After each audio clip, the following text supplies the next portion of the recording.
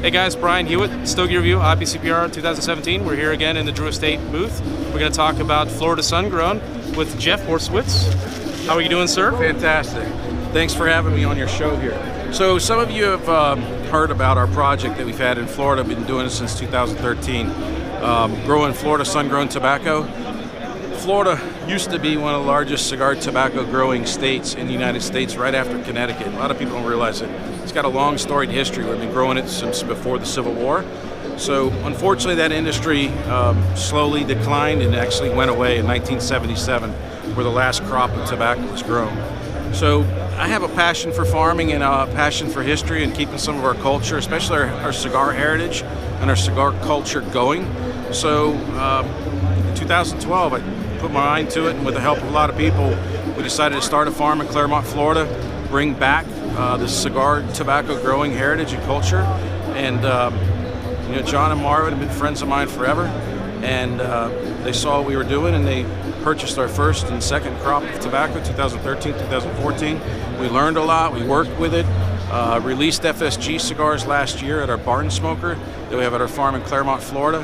And we're so excited that this year we're going to be able to share these FSG cigars with the Drew Estate DDRP accounts. So your retailers that carry stuff like Liga Privada, things like that, you'll be able to have FSG cigars. But real quick, I want to show you what makes this so fun. So some of you have been to tobacco farms in Nicaragua and Honduras and things like that.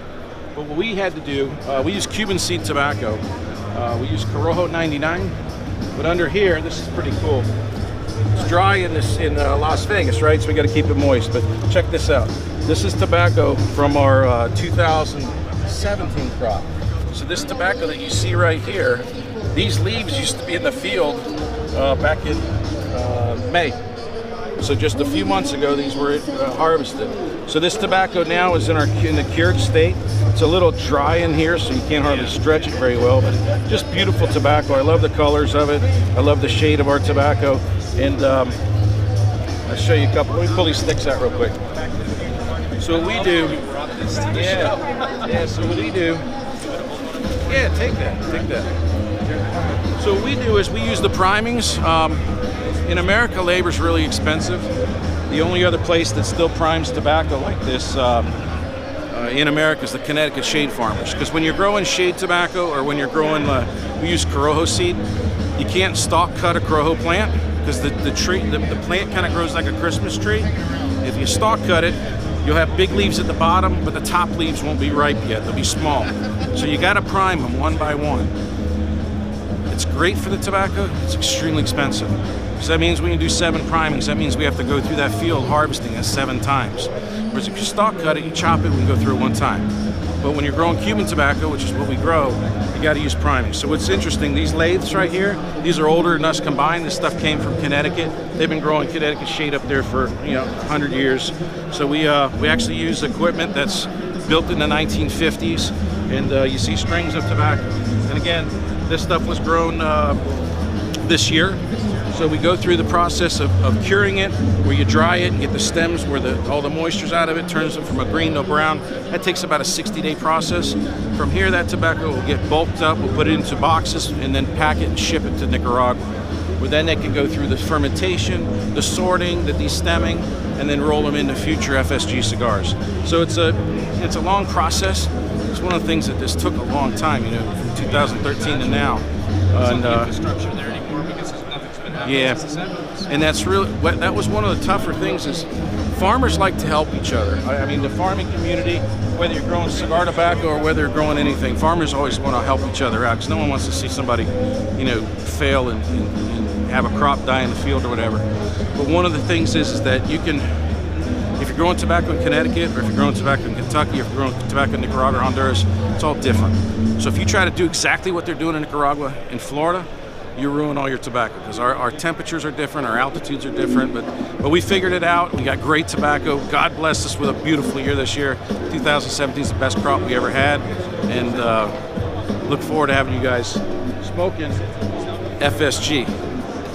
FSG. What do you look for in the tobacco so you know it's a good leaf versus a leaf that you might not? I'll show you. That's a great question. I love it when you get into technical stuff. So this is really cool here. This is my first time actually seeing tobacco like this. So let me teach you some farmer tricks here. So here's how it works. This usually has 48 leaves on it, on average. If they can hit every piece of the machine will accept 48 leaves on a lathe, right? Now if you have 48 leaves, these are unsorted. This is how it came out of the field. Now out of these 48, what first we want to look for is how many have holes in them, how many have damage, how many because when you're going through tobacco, it's really easy to put a hole in it. Yeah. Last year, let me tell you what's really easy to put a hole in it: hail. Hail is the worst thing that can happen to you. Okay, you have a hailstorm and ruin all your tobacco. Last year, and we always get hail in the spring. It's normal to get it. We plant in March, so you're going to get, when those cold fronts come through, we'll get hail in March and April. But what happens when the plant's about this big, it's not a problem, because that plant, those leaves aren't going to be the ones that grow up later for us to harvest. When you have a late hailstorm, which we had last year, you get a lot of crop damage. We had probably about 40% of our crop got damaged by hail. So any of the guys that were at the barn smoker last year, they noticed we had a lot of damaged plants because a really bad storm came in 3 weeks before the barn smoker. I mean, it was so bad. I was telling Sam, I said, man, I don't know if we should do this barn smoker because so much tobacco got damaged. But he's like, listen, man, this, let's let people see the trials or the challenges of growing tobacco. So this year, no hailstorms, no thunderstorms, nothing. Nobody in the Nicaraguan tours ever brings up hail damage as an issue with tobacco. I don't know if I wonder why. Maybe because when they grow, they might not get hail down there. I know hail's an issue up in Connecticut. Same with tornadoes. Tornadoes, and they probably don't. Yeah, they probably don't. Yeah, they probably don't get hail. So what we look through when we go through this, first off, to see how many leaves are damaged. Now, fortunately, none of these leaves have holes in it because we had a great year. Second thing is we're looking for the even colors, and if it's dry in here, so it's normally when this stuff's in the barn, we're at 70% humidity, and actually when it's in the green state, we're in at 80% humidity. So you can actually, this is more where you can actually stretch it without breaking it. What we look for is look at the cleanliness and look at the color. So this is cured but unfermented, all right? So you hold the leaf like this, and you just look at, see how it's shiny where I'm putting my thumb through it? Yeah. See that oil, that gumminess there? See that shine, that sheen? That's what you're looking at, okay? That's the oils you want to see. So you want to go through tobacco and you see which one, you want to look at your colors. And the other thing what we look for is any damage from where you see the heavy spotting. These are all clean, this is great. But trust me, we have to work on that. Because you'll get like, we have something in Florida called target spot, which is it's a bacteria in the soil that actually decomposes plant material. So we need it in the circle of life. That's when you mow your grass. If you didn't have that bacteria, your grass clippings would never decay and turn into compost, right? But we have that in the soil. When it gets on a live plant, it tries to eat through the leaf, right? So we have to combat that. But this year, we take care of it, and there's no spots, no holes. So that's the main thing that we're looking at. Again, the oiliness and the gumminess. It's really nice. Yeah, I love the color. It is very nice. But it gets darker when you ferment tobacco. And what we're looking at is I love to keep this color because I just like that rosado. So one of the good things about growing tobacco in Florida, it's very similar to Cuba. Our temperature and our altitude is real similar. So we found, and this was not by design, that our tobacco actually starts to sweat and go through a fermentation in the barn. Because when our humidity starts going up to 80% and the outside temperature starts going 95, 96 degrees, the heat actually starts making the tobacco ferment and sweat. So it's one of the good things. That's why sometimes you can go to Cuba and you get a farm rolled cigar where it's unfermented and the thing will taste great. It's because they have the same thing, the heat and humidity. So sometimes things just work.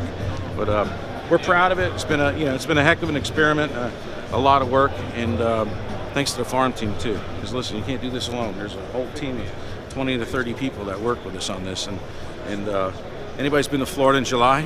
How would you like to work in that weather? And that's when we're doing this stuff. Have a good live through it. Yeah. So, but it's turned out great. We're real proud of the FSG cigars, and I'm just happy that we can now share this with retailers across the country, so that the average guy can go into a cigar shop and pick up an FSG. All right. Enjoy. Well, thanks for taking a few minutes to talk to us, sir. Thank you. Anytime, guys. All right. And come to the farm next year. Okay. Come to the barn smoker. I gotta do that. Yeah, and you'll see the whole thing. It's pretty incredible. Sounds